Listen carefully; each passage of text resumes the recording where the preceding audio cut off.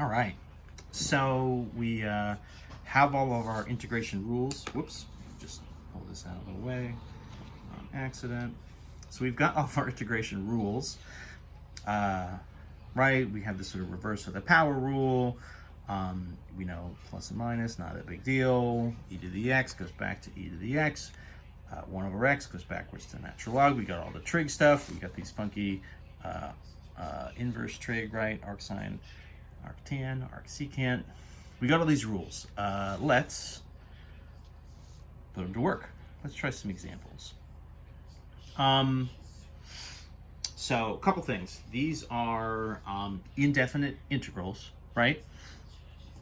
What that means is there are no boundaries, right? There's no numbers here on the integral itself.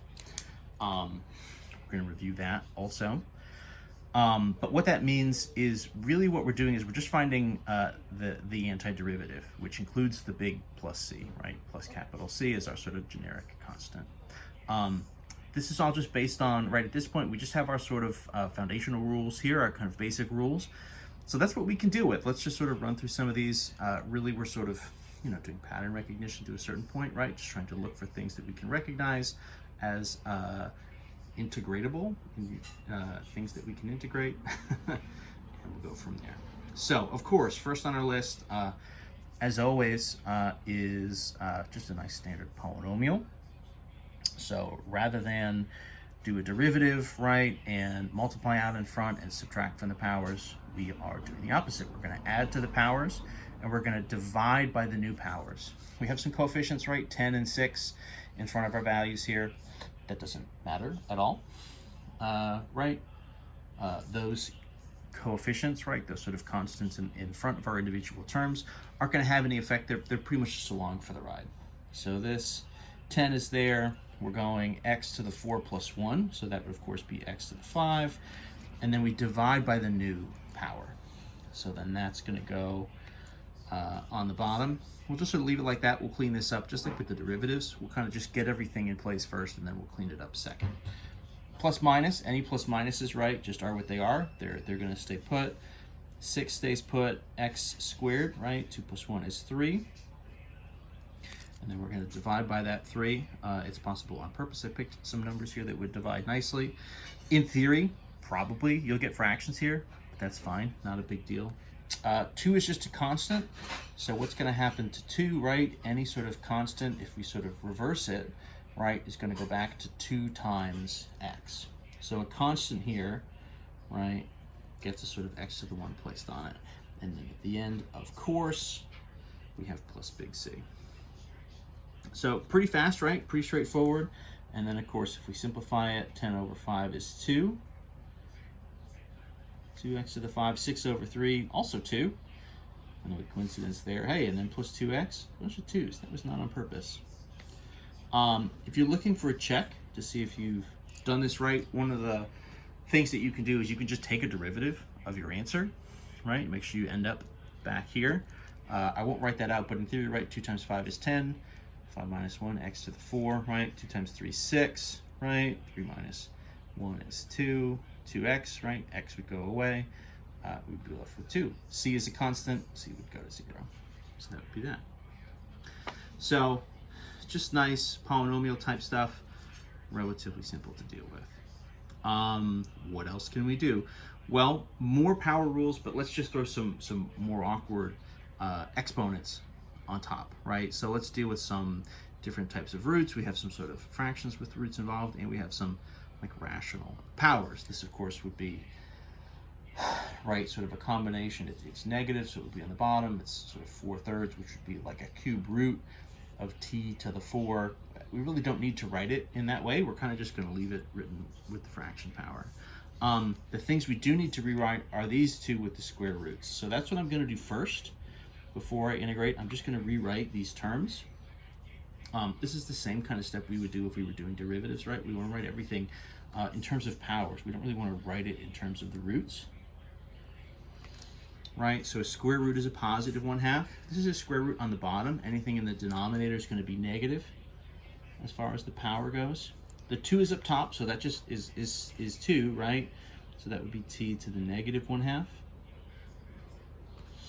And then this t to the negative 4/3 can stay. We didn't take the antiderivative yet, so the integration here and then the dt, that stuff is all just staying put for now.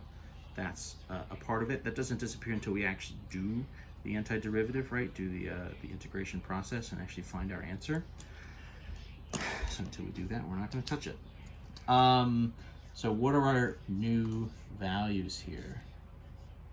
So 3 is here, right? So this is times, so t to the 1/2. 1/2 plus 1, right, would be 3/2, 3/2. And then in theory, what I'm going to do is divide by 3/2. I'm going to write it like that for now.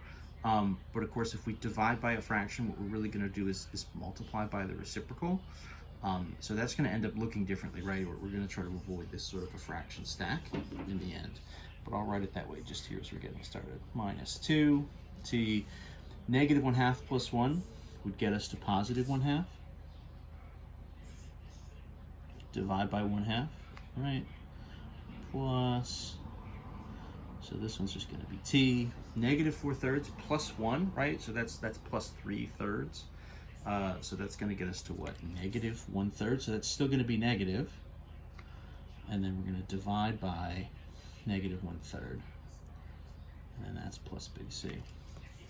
Negative travels, right? So these powers both ended up positive, so it's a positive underneath. This one ends up negative, so the negative travels down and is also in place there on the bottom. So what's going to happen here? This, if I do this, right, this is really 3 times 2/3. So if I divide by 3/2, what I'm really doing is I'm multiplying by the reciprocal. So the 3's here are actually going to cancel. The t is not really affected, right? T to the 3/2. This is minus. So then this is 2 times, well, 2/1. T to the 1/2. And then this is going to be, I guess, I'll carry this up as a minus. So 3/1 times t to the negative 1/3. Plus big C. So just a little bit of cleanup. I'm going to write this just underneath the final version here. So our fractions have cleaned up a little bit, 3 and 3. So this is 2 t to the 3/2, 2 and 2. So that's going to be minus 4 t to the 1/2. And then this is really just minus 3 t to the negative 1/3 plus big C. So that's interesting. We actually have fractions kind of temporarily, but they actually clean up pretty nicely. Again, it wasn't necessarily on purpose. It just kind of happened. Good for us, lucky for us.